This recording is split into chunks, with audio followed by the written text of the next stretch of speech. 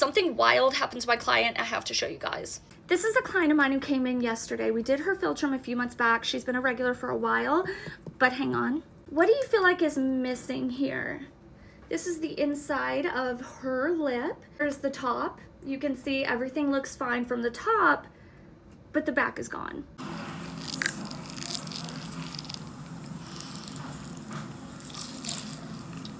When something like this happens, that doesn't mean you have to retire the piercing. An experienced piercer will be able to help you. Is something like this common? Are you scared to get your lip pierced because you're afraid that the back's gonna sink in? Or do you have your lip pierced and you're afraid it's gonna sink in?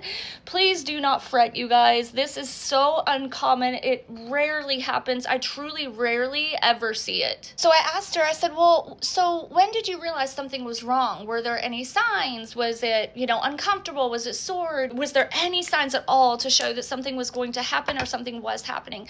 She said no. Like, she didn't snag it, she didn't bump it. Don't forget to hit the like button if you find this content interesting and educational. She had absolutely zero symptoms or signs that this was happening, and we did this piercing 3 months ago. It had been doing amazing. So what I ended up doing is making a tiny, and I mean minuscule, little incision. Like, just, oh man, it was so tiny, I wouldn't even call it an incision.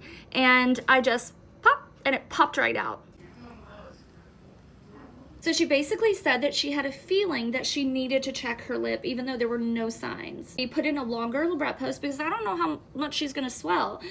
So all is well. I also went up to 14 gauge. She was at a 16. 14 is just gonna give her more stability. Yeah, I think I'm gonna start doing these with 14 gauge all the time now, just to always have that extra bit of stability.